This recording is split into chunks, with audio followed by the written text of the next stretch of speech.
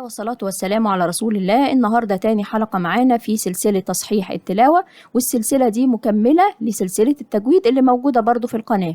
ليه؟ لأن أنا مش هشرح فيها التجويد، ولكن أنا هطلع بس أحكام التجويد اللي موجودة في الآيات. طيب الحلقة بنعمل فيها إيه؟ بنقرأ الآيات في الأول، وبعد كده نطلع أحكام التجويد، واللي مش فاكر حاجة منهم يرجع تاني للسلسلة للدرس اللي هو مش فاكره، وبعد كده في نهاية الحلقة بنقرأ تاني الآيات. يلا مع بعض. أعوذ بالله من الشيطان الرجيم. بسم الله الرحمن الرحيم. قل أعوذ برب الفلق من شر ما خلق ومن شر غاسق إذا وقب ومن شر النفاثات في العقد ومن شر حاسد إذا حسد. صدق الله العظيم. يلا نبدأ أحكام التجويد. أول حاجة قل أعوذ برب الفلق. القاف حرف مفخم مضموم درجة تالتة، واحنا قلنا التفخيم درجات، وحروف التفخيم خص ضغط قد، فهنا عندنا الدرجة التالتة اللي هي المضموم. طيب واللام الساكنة هنا لام فعل مظهرة، ودي بتبقى هتلاقي اللام عليها علامة ايه؟ السكون اللي هي رأس الحاء. طيب أعوذ، الهمزة همزة قطع. طيب والواو، الواو مد طبيعي حركتين مضموم ما قبلها، وقلنا حروف المد بتكون فاضية ساكنة بس فاضية معلهاش رأس الحاء، والواو بتبقى قبلها حرف مضموم، الألف قبلها حرف مفتوح، والياء قبلها حرف مكسور. طيب الذال إخراج طرف اللسان، عندي 3 حروف بعمل إخراج طرف اللسان فيهم، الذال والثاء والظاء. طيب برب، الراء مفخمة ليه؟ لأنها مفتوحة، وقلنا إن الراء ولام لفظ الجلالة والألف المادية بيبقوا إيه؟ بيبقوا مرة بيكونوا مفخمين ومرة بيكونوا مرققين على حسب التشكيل بتاعهم، فهنا عندنا الراء مفتوحة فهي مفخمة. طيب اللي هنا بنقول برب الفلق، هنا الكسر اللي هنا ده هل هو كسر طبيعي؟ لا، الكسر ده عشان التقاء الساكنين، لمنع التقاء الساكنين، فانا عشان كده رحت كسره الساكن الاول برب الفلق، وده الاساس في التقاء الساكنين ان انا بكسر الساكن الاول. طيب الفلق همزة وصل تسقط وصلا، واللام قمرية مظهرة، همزة وصل تسقط وصلا، لكن عند البدء بيها أقول الفلق، لكن أنا هنا هوصل هقول برب الفلق، يعني مش هنطق همزة الوصل وهخش على طول على اللام اللي هي اللام القمرية. طيب القاف عندنا هنا حرف مفخم مكسور درجة 5 ديت في حالة الوصل، يعني أنا لو وصلت قلت قل أعوذ برب الفلق من شر يبقى هنا هكسر في حالة الوصل. طيب لو أنا وقفت هتبقى درجة رابعة، ليه؟ لأنه ساكن، يبقى هو عندي درجات في اللي هو التفخيم، مكسور درجة 5 والساكن درجة 4. طيب وأنا وقفت وهو ساكن وهو حرف القاف، لأن هنا حروف القلقلة قد بجد، يبقى هعمل قلقلة. هقول إزاي؟ قل أعوذ برب الفلق. شايفين القلقلة اللي هو اهتزاز الصوت وانت بتنطقه. طيب من شر ما خلق، هنا النون الفاضية، النون الفاضية أنا عندي لها حكمين، يا إما الإدغام يا إما الإخفاء على حسب الحرف اللي بيجي بعديها، لو حرف من حروف يرملون هتبقى إدغام، لو غير كده هيبقى إخفاء، فهنا الشين مش من حروف يرملون فهنا غنة إخفاء. طيب الراء مرققة لأنها مكسورة، أنا عندي الراء بتكون مفخمة لو كانت مفتوحة أو مضمومة، إنما مكسورة هترقق. تمام. طيب ما ألف مد طبيعي حركتين مفتوح ما قبلها، ادي هنا الالف بتكون فاضيه قبلها حرف مفتوح، اذا هو حرف مد، يبقى كم حركه؟ حركتين، بقول ما. طيب الخاء حرف مفخم مفتوح درجه تانية. القاف في حال الوصل حرف مفخم مفتوح هيبقى درجة تانية.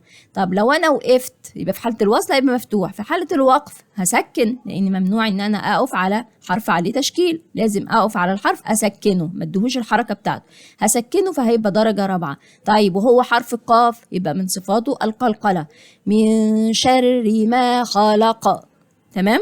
طيب اللي بعده بسم الله الرحمن الرحيم. ومن شر غاسق إذا وقب. طيب أول حاجة النون غنة إخفاء، ودي شرحناها في اللي فاتت. طيب الراء مكسورة يبقى مرققة، جميل برضو معادة. نيجي بقى غاسق، الغين حرف مفخم مفتوح، هنا درجة أولى لأنه مفتوح وبعده حرف مد، فده درجة أولى. طيب والقاف حرف مفخم مكسور درجة 5. طيب التنوين هنا اللي عندي ده إظهار حلق، يعني بقول ومن شر غاسق، بنطق التنوين فاعمل له إظهار. ليه إظهار؟ لأن بعديه همزة ودي من حروف الحلقية، عشان كده بقول إظهار حلقي. طيب إذا، الذال إخراج طرف اللسان، والألف مد طبيعي حركتين مفتوح ما قبلها وده وضحناه. طيب وقب، أنا عندي هنا القاف مفتوحة يبقى حرف مفخم مفتوح درجة تانية، يبقى أنا عندي درجة أولى مفتوح وبعديه مد، لكن مفتوح بس ومفيش حرف مد بعديه يبقى درجة تانية. طيب الباء، قال لك هنا الباء هتعمل لها قلقلة لو أنت وقفت، لو أنت وقفت هتقول إيه؟ وقب، هنقلقل حرف الباء. طيب الآية اللي بعدها ومن شر النفاثات في العقد. طيب نفس القصة، النون غنة إخفاء والراء مرققة لأنها مكسورة. طيب النفاثات همزة وصل تسقط وصلا، هنا اللام معلهاش رأس الحاء، دي لام شمسية، واللام الشمسية بتبقى مدغمة. من شر النفاثات يعني ما بنطقش اللام ولا هنطق همزة الوصل، هخش على طول من الراء المكسورة على النون المشددة وأقول من شر النفاثات، هخش على النون وأعمل لها إيه؟ غنة حركتين، النون المشددة بتاخد غنة حركتين. طيب هنا عندي الألف الصغيرة دي ألف صغيرة تثبت حركتين مفتوح ما قبلها، يعني ما بقولش النفثات، لا النفا، النفا ثاء لأنها موجودة بعد الفاء وبعد الثاء. برضو هنا الثاء إخراج طرف اللسان وبعديها الألف الصغيرة اللي تثبت حركتين مفتوح ما قبلها. طيب في العقد، ادي هنا عندي في، انا ما بقولش في العقد، هنا هتحذف الياء بتاعت في، ليه؟ لمنع التقاء الساكنين، لان انا هنا هيكون عندي الساكن الاول الياء والساكن الثاني هو اللام القمريه.